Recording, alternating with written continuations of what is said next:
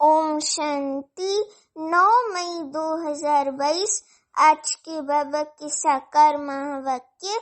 बाबा कहती, मीठी बच्ची, जिस बाप को तुमने आधा कल्प याद किया है, अब उसका फरमान मिलता है तो उसे पालन करो, इससे तुम्हारी चढ़ती कला हो जाएगी। अभी प्रश्न है, तुम बच्चों को अपनी नेचर क्योर आप ही करनी है, कैसे? उत्तर है, एक बाप की याद में रहने और यज्ञ की सेवा करने से नेचर क्योर हो जाती है, क्योंकि याद से आत्मा निरोगी बनती है और सेवा से अपार खुशी रहती है। तो जो याद और सेवा में बिजी रहती हैं, उनकी नेचर क्योर होती रहती है। अभी गीत है, तूने रात गवाई सोय के, दिवस गवाया खाय के, हीरा जन्म अमोल था, कौड़ी बदली जाए। अभी बाबा कहते ओम शांति। बच्चों ने गीत सुना। माला फेरते फेरते युग बीते, मालाएं फेरते फेरते 2 युग बीते। बाबा कहते कितने युग?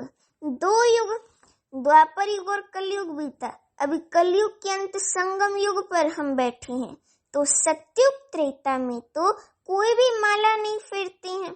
कोई की भी बुद्धि में ये नहीं है कि हम ऊंच जाते हैं फिर नीचे आते हैं।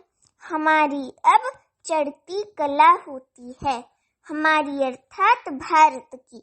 जितनी भारतवासियों की चढ़ती कला और उतरती कला होती है, उतना और कोई की भी नहीं। भारत ही श्रेष्ठाचारी और भ्रष्टाचारी बनता है। भारत ही निर्विकारी, भारत ही विकारी। और खंडों व धर्मों से इनका ताल्लुक नहीं है, और खंडों और धर्मों से इतना ताल्लुक नहीं है। वे कोई हेवन में नहीं आते हैं, भारतवासियों के चित्र हैं। बरोबर राज्य करते थे, सतयुगी दुनिया में बरोबर राज्य करते थे। तो बाप समझाते हैं कि तुम्हारी अब चढ़ती कला है, जिसका हाथ पकड़ा है वे तुमको साथ ले जाएंगे। हम भारतवासियों की ही चढ़ती कला है। मुक्ति में जाकर फिर जीवन मुक्ति में आएंगे। आधा कल्प देवी देवता धर्म, आदि सनातन देवी देवता धर्म का राज्य चलता है। 21 पीढ़ी चढ़ती हैं, फिर उसके बाद बाबा कहते फिर उतरती कला हो जाती है। कहते हैं चढ़ती कला तेरी भानी सर्व का भला। अब सर्व का भला होता है ना, तो परंतु चढ़ती कला और उतरती कला में तुम आते हो। इस समय भारत जितना कर्ज लेता है, उतना और कोई नहीं लेते। बच्चे जानते हैं हमारा भारत सोने की चिड़िया था, बहुत साहूकार थे। अभी भारत की उतरती कला पूरी होती है। विद्वान आदि तो समझते हैं कि कलयुग की आयु अर्जुन 40,000 वर्ष चलनी है। बिल्कुल ही घोर अंधियारी में है। समझाना भी बड़ी युक्ति से है, नहीं तो भगत लोग चमक जाते हैं। पहले पहले तो परिचय 2 बाप का देना है। पहले हमको परिचय 2 बाप का देना है। एक पारलौकिक बाप का और अलौकिक बाप का परिचय देना है। भगवान वाच है कि गीता सबका माई बाप है। वर्षा गीता से मिलता है, बाकी सब है उनके बच्चे। बच्चों से वर्षा मिल ना सके। तुम बच्चों को गीता से वर्षा मिल रहे हैं ना, जो सच्ची सच्ची गीता बाबा आकर के सुना रहे हैं, उससे हमको स्वर्ग का वर्षा मिल रहा है। तो बाबा कहते कि तुम बच्चों को गीता से वर्षा मिल रहा है ना। कहते हैं चढ़ती कला तेरी भानी सर्व का भला। अब सर्व का भला होता है ना, परंतु चढ़ती कला और उतरती कला में तुम आते हो। इस समय भारत जितना कर्ज लेता है, उतना और कोई नहीं लेता। जितना भारत देता है उतना और कोई कर्ज नहीं लेता। बच्चे जानते हैं हमारा भारत सोने की चिड़िया था, बहुत साहूकार थे। अभी भारत की उतरती कला पूरी होती है। विद्वान आदि तो समझते हैं कि कलयुग की आयु अर्जुन 40,000 वर्ष चलनी है। बहुत ही घोर अंधियारे में, बिल्कुल ही घोर अंधियारे में है। समझाना भी बड़ी युक्ति से है। कैसे समझाना है? समझाना भी युक्ति से है, नहीं तो भगत लोग चमक जाते हैं। पहले पहले तो परिचय 2 बाप का देना है। भगवान वाच है कि गीता सबका माई बाप है। वर्षा गीता से मिलता है, बाकी सब है उनके बच्चे। बच्चों से वर्षा मिल ना सके, तुम बच्चों को गीता से वर्षा मिल रहा है ना। गीता माता का फिर पिता भी है। बाइबल आदि कोई को भी माता नहीं कहेंगे। तो पहले पहले पूछना ही ये है कि परम पिता परमात्मा से तुम्हारा क्या ताल्लुक है। सभी का बाप एक है ना, वही शिव बाबा है। तो सभी का बाप एक है ना, शिव बाबा निराकार। सभी आत्माएं आपस में भाई भाई हैं। तो एक बाप के बच्चे। बाप मनुष्य सृष्टि रचते हैं प्रजापिता ब्रह्मा द्वारा। तो फिर तुम आपस में भाई बहन हो जाते हो, तो जरूर पवित्र रहते होंगे। पतित पावन बाप ही आकर तुमको पावन बनाते हैं युक्ति से। बच्चे जानते हैं कि पवित्र बनेंगे तो पवित्र दुनिया के मालिक बनेंगे। बहुत भारी आमदनी है। बाबा कहते कि कौन ऐसा होगा जो 21 जन्म की बादशाही लेने के लिए पवित्र नहीं बनेगा। और फिर श्रीमत भी मिलती है, जिस बाप को शिव बाबा को हमने आधा कल्प याद किया है, उनका फरमान तुम नहीं मानेंगे, उनके फरमान पर नहीं चलेंगे तो तुम पाप आत्मा बन जाएंगे। ये दुनिया ही पाप आत्माओं की है। राम राज्य पुण्य आत्माओं की दुनिया थी। राम राज्य सतयुग जो है वो पुण्य आत्माओं की दुनिया थी। अब रावण राज्य पतित आत्माओं की दुनिया है, पाप आत्माओं की दुनिया है। अभी तुम बच्चों की चढ़ती कला है, तुम विश्व के मालिक बनते हो। हम बाबा के बच्चे क्या बनते हैं? विश्व के मालिक बनते हैं। कैसे गुप्त बैठे हो, सिर्फ बाप को याद करना है। माला आदि फिरने की कोई बात नहीं है। बाप को याद करते तुम काम करो। बाबा आपके यज्ञ की स्थूल सेवा स्थूल सूक्ष्म दोनों हम कैसे इकट्ठे करते हैं? बाबा ने फरमान किया है ऐसे याद करो। नेचर क्योर कराते हैं ना, तुम्हारी आत्मा क्योर होने से शरीर भी क्योर हो जाएगा। सिर्फ बाप की ही याद से तुम पतित से पावन बनते हो। सिर्फ बाप की याद, शिव बाबा की याद से हम पतित से पावन बनते हैं। पावन भी बनो और यज्ञ की सेवा भी करते रहो। सर्विस करने में बड़ी खुशी होगी। हमने इतना समय बाप की याद में रह अपने को निरोगी बनाया, अथवा भारत को शांति का दान दिया। भारत को तुम शांति और सुख का दान देते हो श्रीमत पर।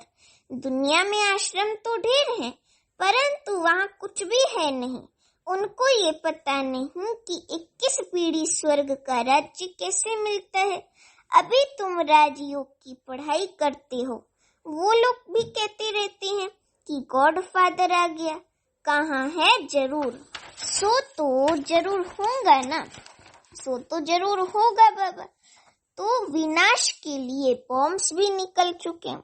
अभी तो इतने पावरफुल बॉम्ब्स निकल चुके हैं कि पूछो नहीं। जरूर बाप शिव बाबा ही हेवन की स्थापना और हेल का विनाश कराते होंगे। तो जरूर बाप शिव बाबा ही हेवन की स्थापना और हेल कलयुग का विनाश कराते होंगे। ये तो नरक है ना, कितनी लड़ाई मारा मारी आदि है। बहुत डर है। बच्चों को कैसे भगा कर ले जाती हैं। कितने उपद्रव होते हैं। अभी तुम जानते हो कि ये दुनिया बदल रही है। कलयुग बदल फिर सतयुग हो रहा है। इस हम सतयुग की स्थापना में बाबा शिव बाबा की मददगार हैं। ब्राह्मणी मददगार होते हैं। प्रजापिता ब्रह्मा से ब्राह्मण पैदा होते हैं। वे हैं कुख वंशावली और तुम माना हम बच्चे हैं बाबा के मुख वंशावली। वे कुक वंशावली ब्राह्मण तो बाबा कहते कि ब्रह्मा की संतान हो न सके, तुमको एडॉप्ट किया जाता है। तुम ब्राह्मण हो, ब्रह्मा की औलाद। प्रजापिता ब्रह्मा तो संगम पर ही हो सकता है, ब्राह्मण सो फिर देवी देवता बनते हैं। तुम उन ब्राह्मणों को भी समझा सकते हो कि तुम कुक वंशावली हो। कहते हैं ब्राह्मण देवी देवताए नमः, ब्राह्मणों को भी नमस्ते, देवताओं को भी नमस्ते करते हैं। परंतु ब्राह्मणों को नमस्ते तब करें जबकि अभी हों।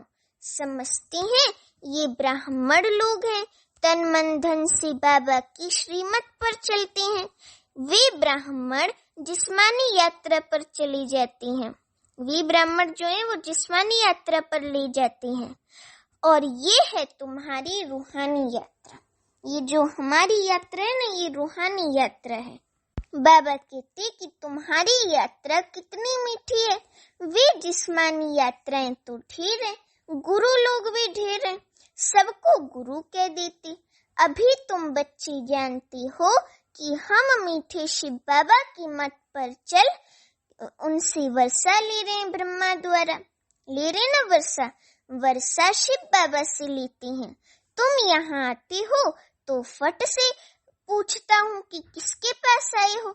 बुद्धि में है कि ये शिव बाबा का लिया हुआ ब्रह्मातन जो है, ये शिव बाबा का लिया हुआ लोन रथ है। शिव बाबा का लिया हुआ लोन है, बाबा का रथ है।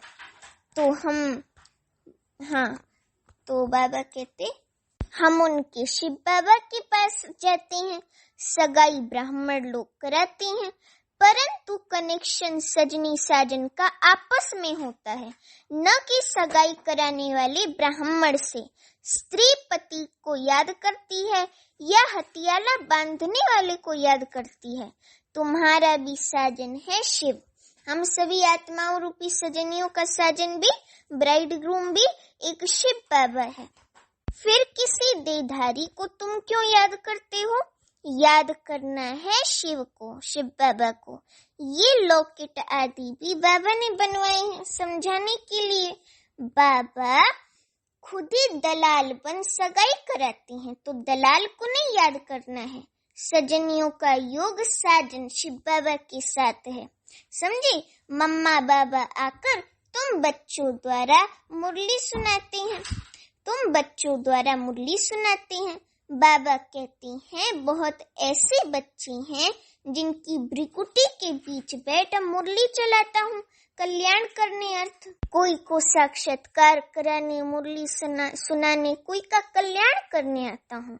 ब्राह्मणियों में इतनी ताकत नहीं, जानता हूँ कि ये ब्राह्मणी उठा नहीं सकेगी, तो मैं ऐसा तीर लगाता हूँ जो वे ब्राह्मणी से भी तीखा जाए। ब्राह्मणी माना ब्रह्मा कुमारी समझती हैं, हमने इनको समझाया, दे अभिमान में आ जाते हैं। वास्तव में ये अहंकार भी नहीं आना चाहिए, क्योंकि कराने वाला कौन है? शिव बाबा है। हम सब शिव बाबा के बच्चे कठपुतली हैं, इंस्ट्रूमेंट है। पर इंस्ट्रूमेंट को चला तो वो रहा है ना। हम से कार्य सेवा तो बाबा करा रहे ना, तो इसीलिए कभी भी अहंकार में नहीं आना है। हमेशा समझना है बाबा करा रहा है, मैं थोड़ी कुछ कर रहा हूँ। सब कुछ शिव बाबा करने वाला है। यहाँ तो तुमको कहते हैं बाबा को याद करो, कनेक्शन शिव बाबा से होना चाहिए। ये ब्रह्मा तो बीच में दलाल है, इनको उसका एवजा मिल जाता है। फिर भी ये वृद्ध अनुभवी तन है, ये बदल नहीं सकता। ड्रामा में नोंद है, ऐसे नहीं कि दूसरे कल्प में दूसरे के तन में आएंगे, नहीं। जो लास्ट में है उनको ही फिर पहले जाना है। झाड़ में देखो पिछाड़ी में खड़ी है ना। अभी तुम संगम पर बैठे हो, अभी हम कलयुग के अंत संगम युग पर बैठे हैं। बाबा शिव बाबा ने इस प्रजापिता ब्रह्मा में प्रवेश किया है। जगदम्बा है कामधेनु, और कपिल देव भी कहते हैं। कपल अर्थात जोड़ी, कपल अर्थात इंग्लिश में भी और हिंदी में भी जोड़ी कहते हैं। बाप दादा माता पिता, ये कपल जोड़ी हुई ना। माता से वर्षा नहीं मिलेगा, वर्षा फिर भी शिव बाबा से मिलता है। ब्रह्मा हमारी बड़ी माँ हो गई और शिव बाबा हमारा पिता है, तो वर्षा जो है वो पिता से मिलता है। तो पिता शिव बाबा से हम बच्चों को स्वर्ग की बादशाही का वर्षा मिलता है, तो उनको याद करना पड़े। मैं आया हूँ तुमको ले जाने, इनके ब्रह्मा द्वारा। ब्रह्मा भी शिव बाबा को याद करते हैं, शंकर के आगे भी शिव का चित्र रखते हैं। ये सब है महिमा के लिए। इस समय तो शिव बाबा आकर अपना बच्चा बनाते हैं, फिर तुम बाप को बैठ थोड़ी पूजेंगे। बाप आकर बच्चों को गुलगुल बनाते हैं, गटर से निकालते हैं। ये कलयुग क्या है? गटरी दुनिया है। तो इस गटरी दुनिया से बाबा हम बच्चों को निकालते हैं।